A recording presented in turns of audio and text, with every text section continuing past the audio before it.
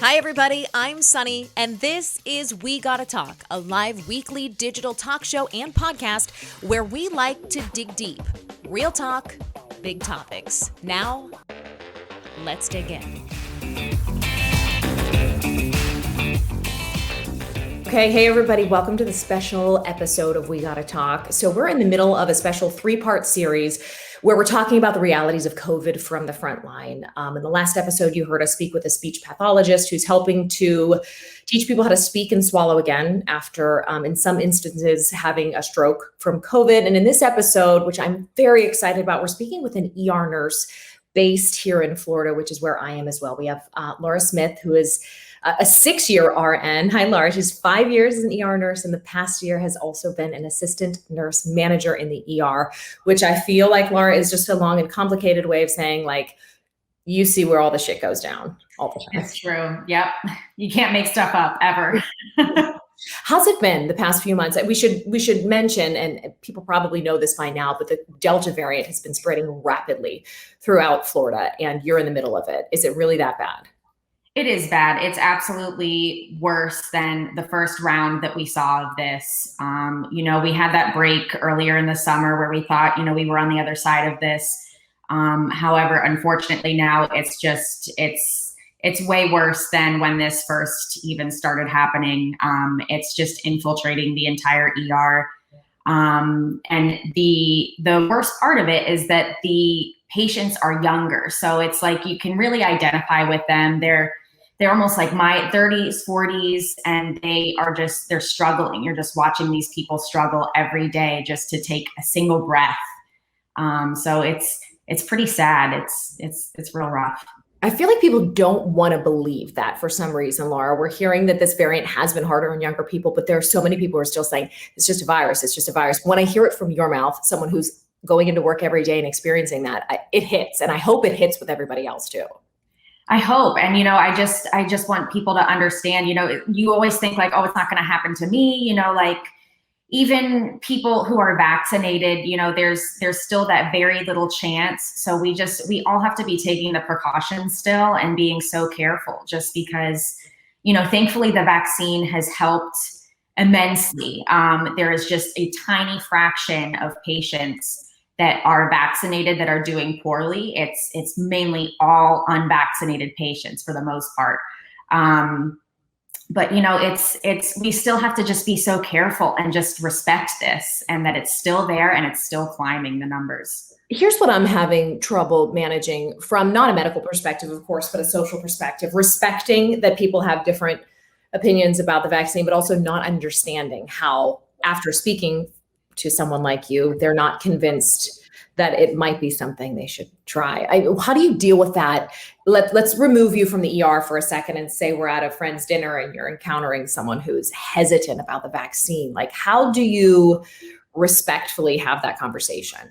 I would just provide facts. It doesn't have to be like an opinionated, fiery conversation. It's just straight up facts. There's a lot on social media, different hospitals posting graphics that are showing the mere fraction of patients that are doing poorly with COVID that have the vaccine. It's pure fact that the unvaccinated population is getting hit so hard. And the younger people too, like I said, 30s and 40s, these people are just struggling so hard. And it just hurts you watching these people just struggle to take every single breath. And they can't even get up and walk across the room without, almost passing out. So it's hard because you wish that you could bring a camera into the ER and have people see what's going on. And it's heartbreaking.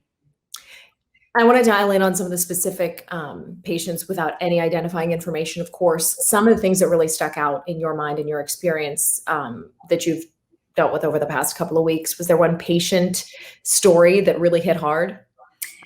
I think there was one woman I had, she was a young mom. It was a brief moment, but all it takes is just a second with a patient to just really stick with you. She was, I was in there helping one of the nurses just get her worked up, get her blood work and EKG and everything. And she was the sound that she was making to try to breathe with having the virus, it was like this choking, coughing sound that I hear in the back of my mind whenever I think of her. And she's like, I'm sorry, I'm sorry. Like she's just apologizing over and over again because she's making this sound. And I'm just like, please don't apologize. But it's just, it really resonates with you when you see these people just absolutely struggling to take every breath, and they can hardly function. They can hardly even sit there and breathe, let alone walk around. Like I said, they can't even walk, get up and use the bathroom. And these are people that are like you, that are like me, that are young, healthy, and did not get vaccinated. Yeah, I mean, I wondered if there's anybody. I know that your hospital probably keeps track of specific numbers, but as patients are coming in, are you made aware of the fact if they're vaccinated or not beforehand, and how, if at all, does that impact treatment? A lot of times when the ER doctor evaluates the patient, they will ask what, what their vaccine status is, and then which vaccine they got, when they got it, if they had both doses. It doesn't necessarily, I'm not super familiar with how it would change the treatment plan, but it does provide, pertinent information, and they are tracking, for statistics, which part of the population is vaccinated and which is not, and if they end up in the ICU and so on and so forth. So yeah, they're definitely tracking it. Give me a pie chart here of, like, say 60 and older patients, 20 to 40, and then younger. Like what are the average, or if you had to guess, again, this is purely based on your personal experience, who falls into what category percentage wise, and how does that compare to the first variant that went through last year? So a lot of times in the ER, we not only see the sickest of the sick ones, but we are seeing a lot of, thankfully, ones that are healthier and they're able to go home. So that does encompass a lot of the younger population. So I would say, we are seeing, I don't know if it would be the majority. I would say that it would be the majority, 30s, 40s, 50s, just younger, like healthier people. Thankfully, some of them are getting discharged home and they're able to either get discharged with oxygen and they don't need to be admitted to the hospital. So those are, a little bit better scenarios. But we still are seeing elderly. We're seeing it run rampant in nursing homes. So there's still a good chunk of the elderly population that are just getting hit hard with it, especially with comorbidities and chronic illness and stuff like that. I wouldn't say, like, thankfully, like younger in the 20s. I would say like it's more so, obviously the older you are and the more comorbidities that you have, the more at risk you are for really struggling with the virus. But we, like I said, this time around with this Delta variant, for whatever reason, we are seeing a way stronger population of younger, healthy people that are just absolutely struggling so hard with it. What are their most pervasive symptoms in that age group, 30s, 40s, 50s? Just developing a fever, cough, shortness of breath. Their oxygen saturations are just, we aim for, about like 93, 94 and above. And they're like in the 70s, 80s. If they're critical and they're coming in by EMS, I mean, we've seen somehow, I don't know how, but these younger people, they're awake and they're talking to you and their oxygen saturation is in the 20s and 30s. I've never seen it in my life. I never thought that it was even possible. They're obviously not looking too great, but they're somehow still awake. Normally that would not be the case. Right.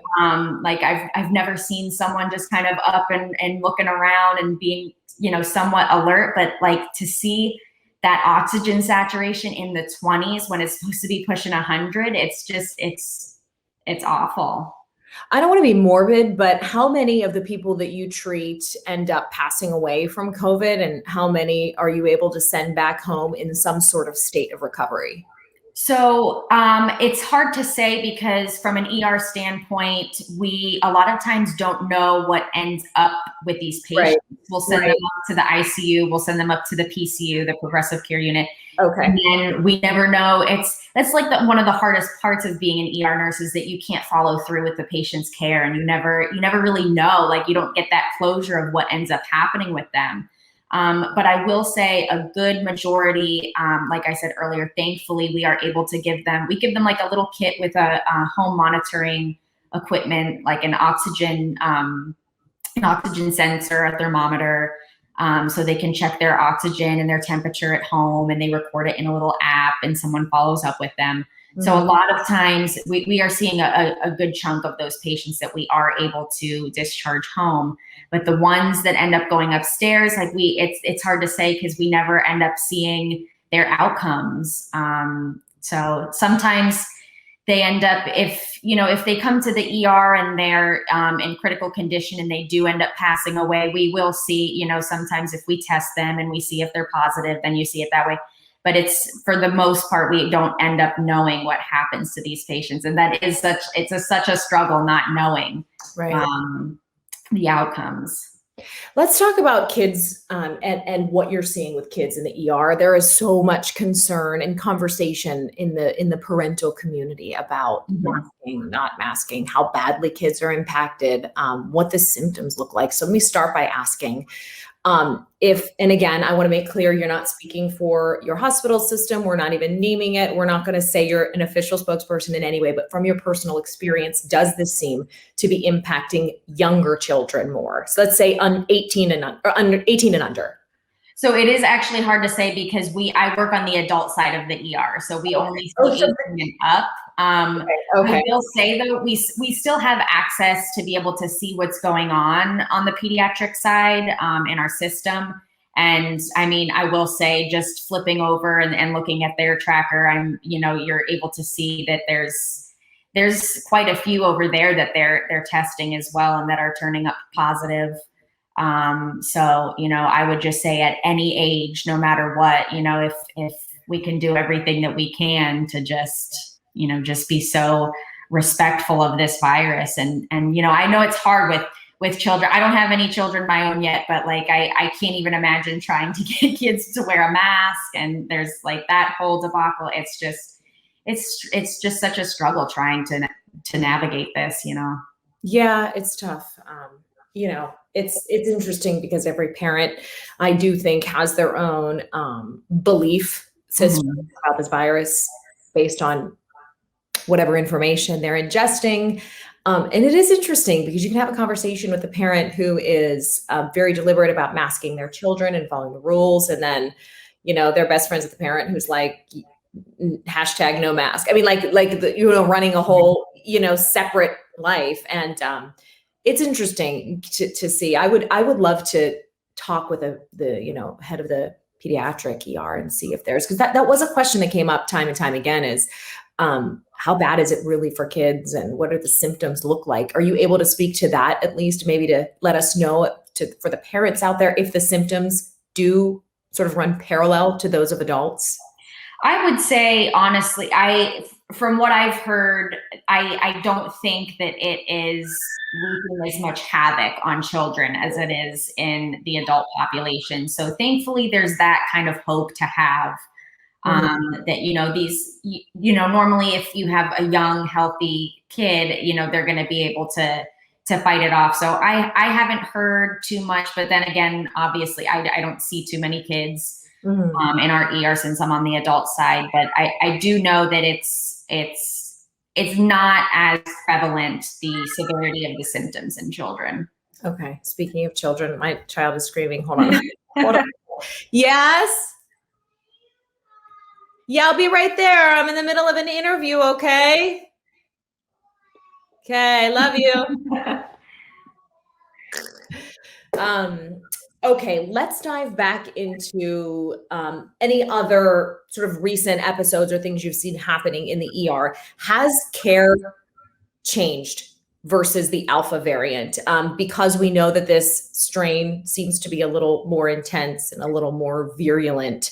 Is it impacting the way you guys are responding, sort of in terms of a timeline of getting into treatment right away?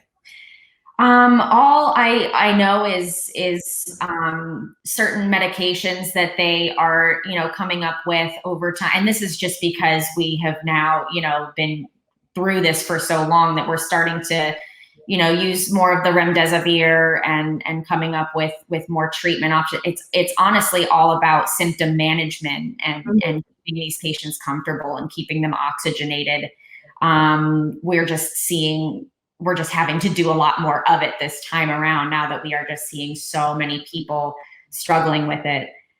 So it's all about just managing the symptoms, managing the fever, the cough, the shortness of breath, because unfortunately there's no like magical cure yet, What about ivermectin? We keep hearing that drug name being thrown around. I believe it's like an animal drug. Have you heard of this? I've heard of a couple different things. It's hard in the ER because a lot of times we are just stabilizing these patients Right. and shipping them out. So these like experimental drugs that they're bringing on board. I know I've seen remdesivir a few times if we're holding patients in the ER that are just waiting for rooms upstairs. We're starting to kind of give those treatments in the ER. Other than that one though, I haven't seen too much because normally that happens more like in the inpatient world when they get upstairs. Right. What do you want to let people know whose job it doesn't involve dealing with this virus every day? Things we might be missing, bits of information we should know to keep ourselves safer, anything. I think it's just, like I said earlier, if I could show people what it looks like, I would. If I could just bring a little camera and I could show people what the possibility is for them if they get this virus, I don't even know if that would still be enough, because they have though, they've had, video footage in the ICUs where they're proning patients and so on and so forth. And it just doesn't seem to be enough. So all I can do is just, explain to people, just no matter what, it's just such a rough virus to have. It's such a, just the doom on these patients' faces of just trying to take the next breath to breathe. It's just, I can't convey that one single, piece of information enough, how awful it is to watch people just struggle to breathe. Yeah, I mean, I can only imagine having to deal with that emotionally and then coming home and still feeling like you have to convince people that this is a real thing. Right. That's where it just gets exhausting, when it first started, everybody was, we were all trying to navigate this and find out, the severity and so on and so forth. But I mean, we've been in this and we're in the thick of it again. And so it's just, there's no question about it. We just have to just be as careful as we can. And I'm a big proponent of still, living your life. And obviously, you can't put your whole life on hold for this and live in fear, but there's gotta be a healthy balance of protecting yourself and still, going out and living life. Cause like I said, I don't want to go around living in fear, but we just have to be respectful that this is still here and it's not going away. Before we wrap, I do want to ask you if what you're seeing, again, from your personal experience, only mirrors what we spoke to our friend, the speech pathologist, about, which was a seemingly higher incidence with this variant of a stroke type reaction, or is that like a pulmonary issue? What is it? What is stroke categorized under? She's talking about like a neurological kind of response that she's treating her patients for much more frequently with this strain than the alpha variant. Is that what you're seeing on your side as well? That once again, unfortunately, is more so something that they are seeing later on down the road. And the thing is that we see strokes all day long, and we find out later down the road that, oh, they were positive for COVID. So those connections are being made.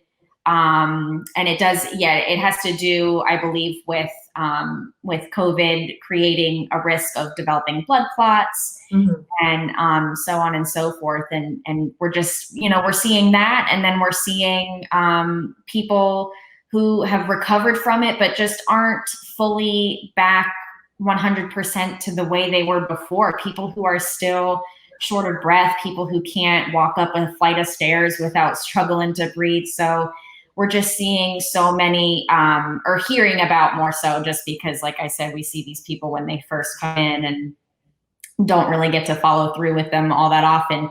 But I do hear about, and even from my coworkers who have gotten it as well, just hearing their struggles of still months down the line, not having their taste, not having their smell, getting short of breath easier. So the long-term effects are just so scary as well.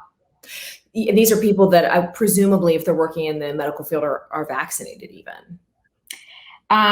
Yes. Now, this was kind of earlier, before, when not a lot of us were getting vaccinated, or before the vaccine even came out, just hearing about how much of a long-term effect that it can really have on you. But thankfully, a lot of us are vaccinated, and, we support the vaccine, and really just want to get that out there too. How are you emotionally? How's this been for you this past year? It's been tough. Like I said, just being upfront and personal with these patients that are just like me and you, and just watching them just sit there and just watch their color turn, and just not being able to breathe, and coughing, and just struggling so hard. It really does make you, like, just internally almost have this pain for them. I can't even imagine what they feel like, obviously, because they're the one experiencing the symptoms. But you get this, like, deep pain inside of you, like, oh my, like, I almost wish I could, like, give you my air or something. Like, it's a struggle. It weighs you down mentally, and you just kind of, you really feel for these people. Yeah. Well, we are grateful that you took a few minutes to explain what life has been like for you for the past couple of weeks. Fingers crossed that at least in Florida, we are going to be on the downhill soon. I don't know if you're thinking about that, but it's been quite a few weeks. I'm trying to explain to people who don't live in the area, who still have yet to be as hit as hard as we are, like, how it's literally everywhere. Like, if you haven't had it, you know someone. Exactly. Exactly. It's crazy. So I appreciate your perspective, Laura. Thank you so much. Yes, of course. Thank you for having me. We will be back very shortly with other accounts, firsthand accounts of people working on the front lines as this variant continues to spread throughout the country. So stay tuned for that. I'm just going to drop them when I get them. We're kind of in the process of scheduling a bunch of things right now, but you can expect to hear from an OBGYN based here in Florida who's talking all about pregnancy and COVID, the specific symptoms to watch out for, what best treatments need to happen, and whether or not they should get vaccinated. You'll also, hopefully, fingers crossed, I'm working on this one, hear from an ER nurse who's based here in the Orlando area as well, who's seeing some pretty intense stuff. Thank you so much for listening to this episode of We Gotta Talk. Don't forget to rate, review, and subscribe, and follow along on Instagram at Sonni Abatta, SONNI ABATTA. All of the latest blog posts are at wegottatalk.com/blog.